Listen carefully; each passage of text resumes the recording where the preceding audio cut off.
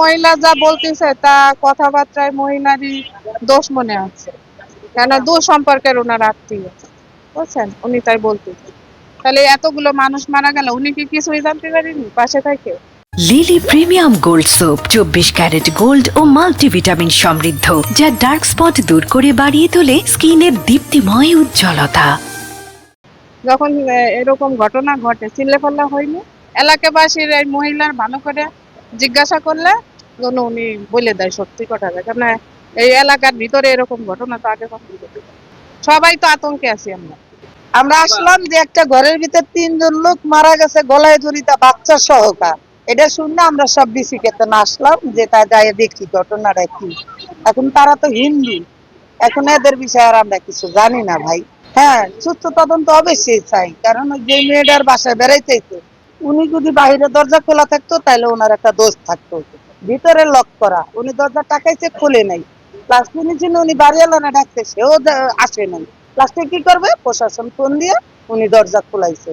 এখন তো এটার একটা সুস্থ বিচার অবশ্যই দিবেন আপনারা বা এবং পাইবে, কারণ ওই মেয়েটা তো কোনো দোষী না।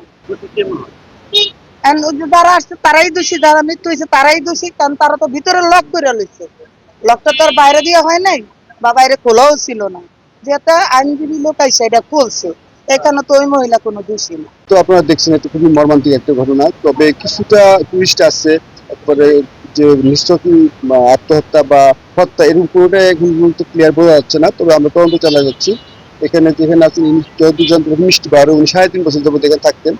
আর ওনার হাজবেন্ড সম্পর্কে একটা ধোঁয়াশা আছে, এবং কালকে উনি কখন আসছেন, চিন্ময় যিনি মারা গেছেন তার ফ্যামিলি সহকারে, তো এরা কখন আসছেন কি করছেন এই সম্পর্কে উনি যে ধারণাগুলো যে কথাগুলো বলতেছেন একটু টুইস্টেড মনে হচ্ছে বা একটু সন্দেহের উদ্রেক করতেছে বলে আমার মনে হয়। তবে বিস্তারিত তদন্ত করলে সমস্ত ঘটনা বেরিয়ে আসবে বলে আমি মনে করি, এবং আমি সেটা চেষ্টা চালিয়ে যাচ্ছি। আপনারা এখন পর্যন্ত কোন ধরনের আইনগত ব্যবস্থা?